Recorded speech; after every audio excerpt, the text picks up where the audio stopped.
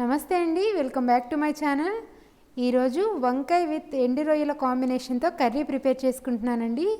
ఈ కర్రీ ఎలా ప్రిపేర్ చేసుకోవాలో అలాగే కావాల్సిన పదార్థాలు ఏంటో చూసేద్దాం. మరి ఉల్లిపాయ, పచ్చిమిర్చి, ఉల్లిపాయలు ఇలా కట్ చేసి పెట్టుకున్నానండి. అలాగే 4 టమాటాలని కూడా ఇలా ముక్కలు చేసి పెట్టుకున్నాను. ఎండు రొయ్యల్ని తలా తోకలు తీసేసి మంచిగా క్లీన్ చేసి పెట్టుకున్నానండి. వీటిలో వాటర్ని పోసి ఒక 5 మినిట్స్ పాటు నాననిచ్చి క్లీన్ చేసుకుంటే మంచిగా క్లీన్ అయిపోతాయండి. మరి వంకాయ ముక్కలను కూడా ఇలా కట్ చేసి పెట్టుకున్నాను. ముందుగా స్టవ్ ఆన్ చేసుకుని ఒక కడాయి తీసుకున్న తర్వాత కర్రీకి సరిపడా ఆయిల్ని వేసుకోవాలండి. ఈ ఆయిల్ హీట్ అయిన తర్వాత ముందుగా రొయ్యల్ని వేసి ఒక 5 నిమిషాల పాటు లో ఫ్లేమ్లో పెట్టి రొయ్యల్ని వేయించుకోవాలి. ఇలా వేయించుకుంటే కర్రీ టేస్ట్ ఇంకొంచెం ఎక్కువగా బాగుంటుంది. ఉల్లిపాయ, పచ్చిమిర్చి కూడా వేసుకుని కొద్దిసేపు వేగనివ్వాలి.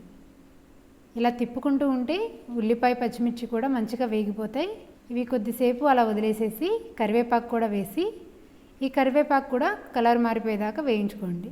కట్ చేసి పెట్టుకున్న వంకాయ ముక్కలు కూడా వేసి కర్రీ మొత్తం కలిసేలా ఒకసారి తిప్పుకోవాలి. మీరు వంకాయలు కట్ చేసేటప్పుడు పక్కన సాల్ట్ వాటర్ పెట్టుకుని కట్ చేసిన వెంటనే సాల్ట్ వాటర్లో వేస్తే కలర్ అలాగే టేస్ట్ కూడా మారకుండా ఉంటుంది. ఇప్పుడు దీనిలో రుచికి సరిపడా సాల్ట్ వేసి మరొకసారి కర్రీ మొత్తాన్ని ఒకసారి తిప్పుకుని ఒక 5 మినిట్స్ పాటు లో ఫ్లేమ్లో పెట్టి ఈ వంకాయల్ని మూత పెట్టి మగ్గించుకోవాలి. ఇప్పుడు ఇందులో టమాటాలు కూడా వేసి కర్రీ మొత్తం కలిసేలా మరొకసారి తిప్పుకోండి. ఇలా తిప్పుకున్నాక ఒక 5 మినిట్స్ పాటు లో ఫ్లేమ్లో పెట్టి మగ్గించాలి. ముక్కలన్నీ ఇలా మగ్గిపోయాక మీ స్పైస్కి తగ్గట్టు 3 స్పూన్ల కారం వేసి కర్రీ మొత్తం కలిసేలా మరొకసారి తిప్పుకోవాలి. కారం పచ్చివాసన పోయేలా ఒక 2 నిమిషాల పాటు కలుపుకుంటూ ఉండండి. ఇలా కలుపుకున్నాక మీ గ్రేవీకి తగ్గట్టు వాటర్ని పోసి కర్రీ మొత్తాన్ని మరొకసారి కలుపుకుని లో ఫ్లేమ్లో పెట్టి గ్రేవీ థిక్ అయ్యేదాకా అలాగే ఆయిల్ సపరేట్ అయ్యేదాకా వదిలేసుకోవాలి.